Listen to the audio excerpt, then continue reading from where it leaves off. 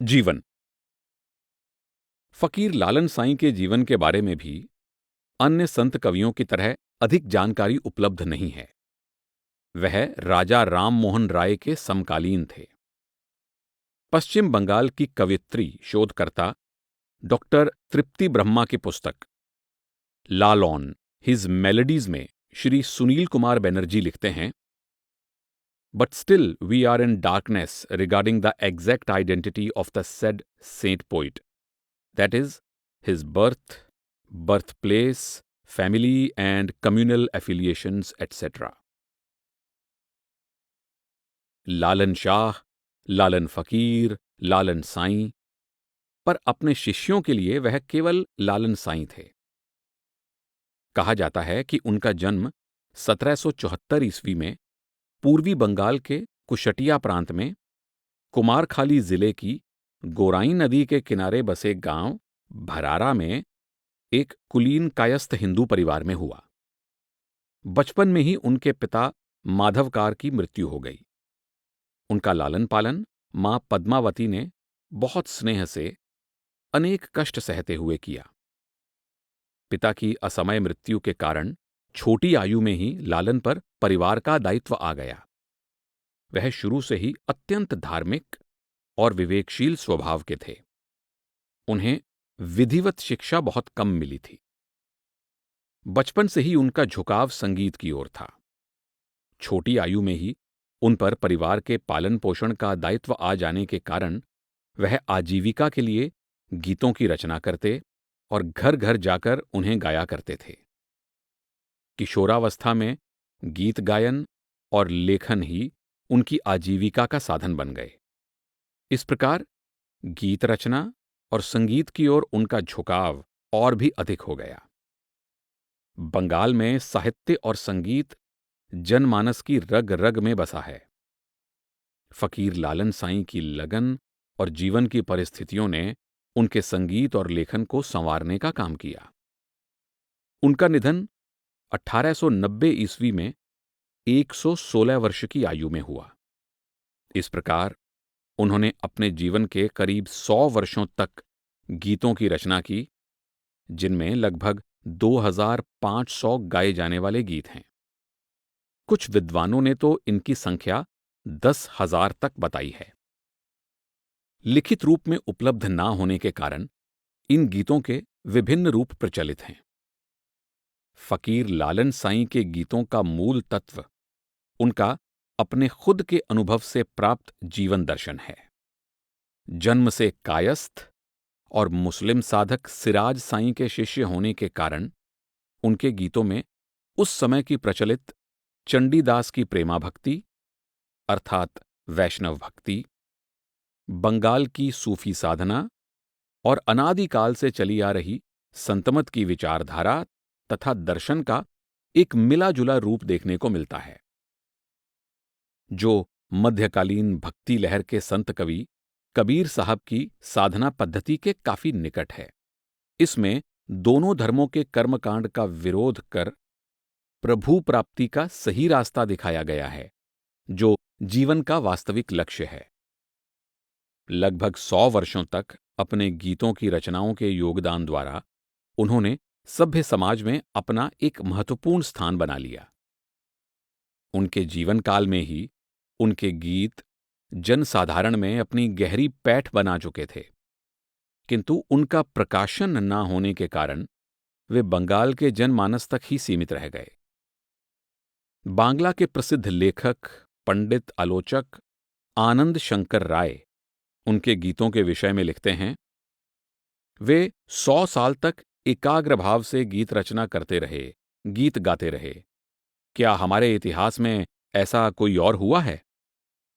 फकीर लालन साईं के गीत और उनका जीवन दोनों ही सामान्य लोगों की स्मृतियों के रूप में संग्रहित रहे। इसलिए उनमें एक रूपता या सत्यता की खोज कर पाना असंभव सा है। लोकमुख से उनके गीतों के अनेकानेक रूप प्रचलित होते गए। कहा जाता है कि निर्धन कायस्थ परिवार में जन्मा यह बालक किशोरावस्था में अपने पड़ोसियों के साथ तीर्थ यात्रा के लिए श्री क्षेत्र यानी नवद्वीप या जगन्नाथपुरी गया। लौटते समय रास्ते में वह बीमार यानी चेचक से बीमार पड़कर मृतप्राय हो गए। सहयात्रीगण उन्हें एक वृक्ष के नीचे छोड़कर या नदी में जल समाधि देकर चले गए। घर में माता और पत्नी ने उनका क्रियाकर्म भी कर दिया। वास्तव में उनकी मृत्यु नहीं हुई थी। एक मुसलमान दंपति ने उन्हें अपने घर ले जाकर उनकी सेवा शुश्रूषा यानी देखरेख की। इस किशोर को सिराज साईं ने अपने स्नेह और उपदेश से एक नया जीवन दिया।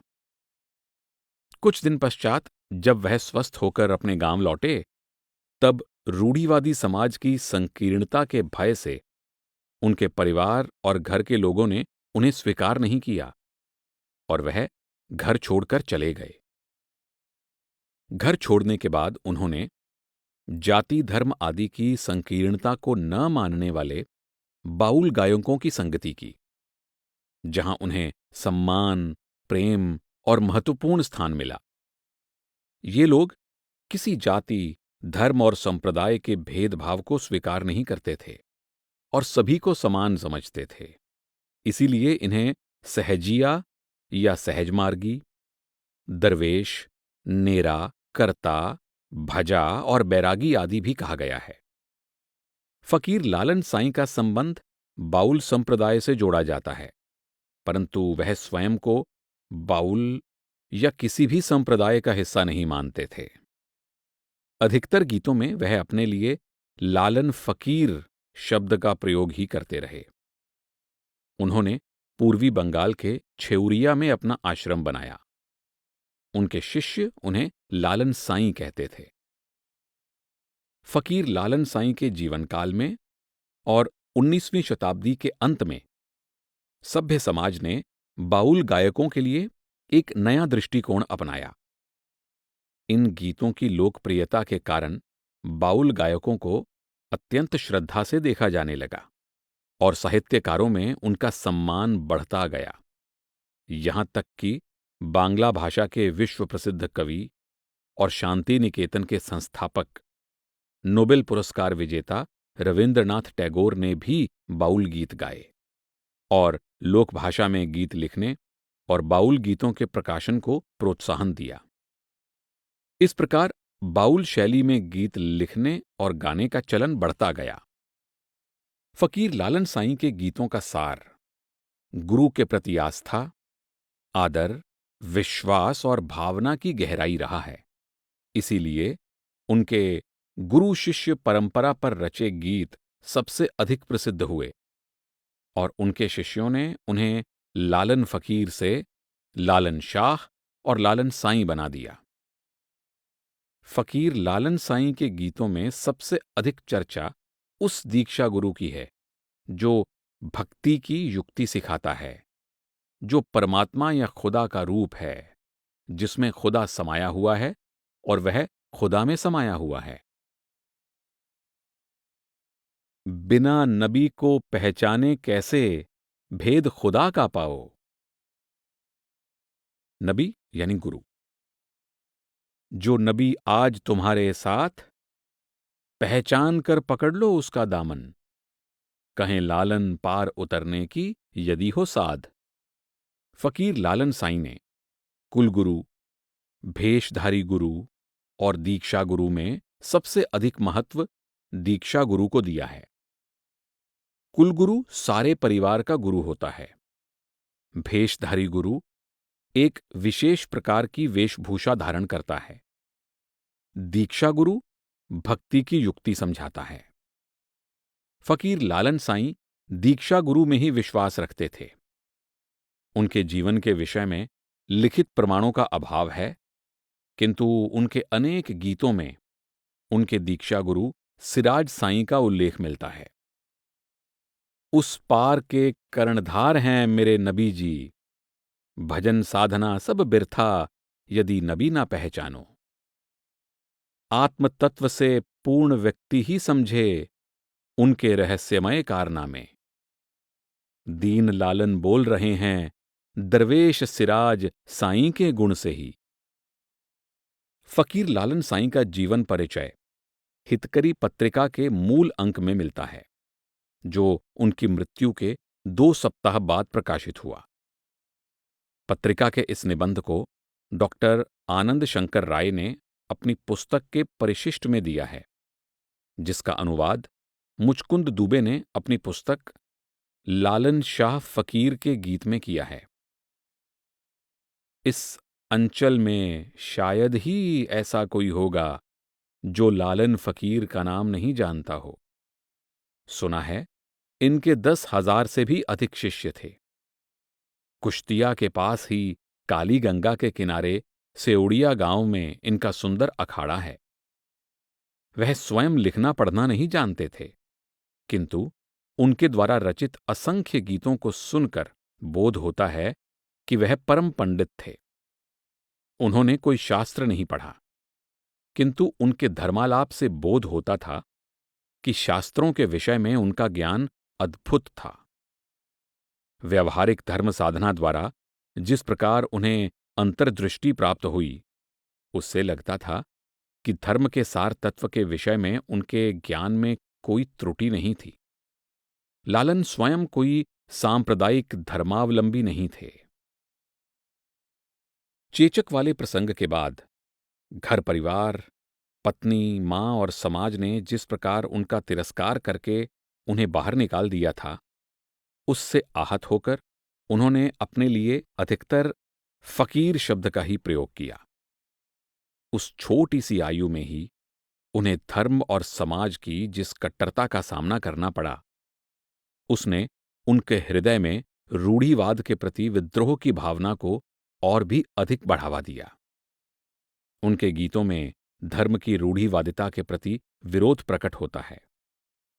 उन्होंने दोनों धर्मों के वास्तविक ज्ञान को स्वीकार किया। कहा जाता है कि उन्हें जन्म से उपनिषदों का ज्ञान था और साथ ही उन्हें कुरान का भी भली भांति ज्ञान था। अपने गीतों में उन्होंने सभी धर्मों की महानता को स्वीकार किया और धर्मों की संकीर्णता और रूढ़िवादिता का कठोर शब्दों में विरोध किया। वह सहज मार्गी थे, जिन्हें सहजिया भी कहा जाता है। उनके किसी भी गीत में कट्टरता के लिए कोई स्थान नहीं था।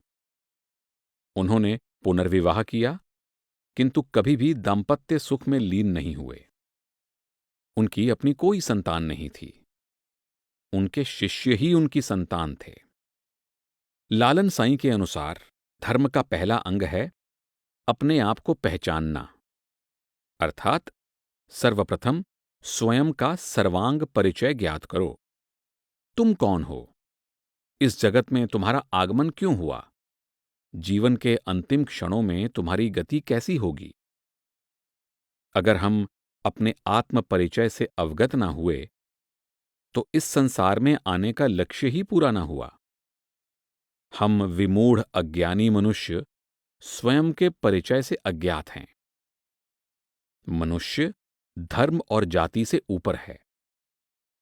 फकीर लालन साईं किसी धार्मिक सिद्धांत को नहीं, बल्कि इस सच्चाई की अनुभूति को महत्व देते थे। उनके गीतों में वैष्णव धर्म, सूफी साधना पद्धति और संतों की धर्म साधना का समन्वय है।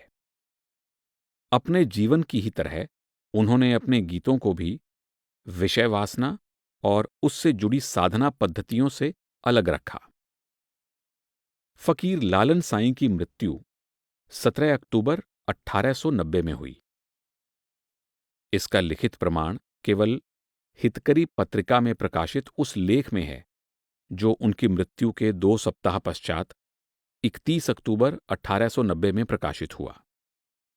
इसका उल्लेख ऊपर संदर्भ सहित किया गया है। मृत्यु की पूर्व रात्रि में प्रायः सारा समय वह गीत गाते रहे और 5 बजे समस्त शिष्यगणों को इकट्ठा कर कहा, मैं जा रहा हूं। उसके कुछ समय बाद उनकी सांस रुक गई। मरने पर किसी संप्रदाय के अनुसार उनका अंतिम संस्कार हो, यह ना उनका अभिप्राय था और न ही उनकी आज्ञा। इसलिए मुल्ला या पुरोहित किसी की आवश्यकता नहीं हुई।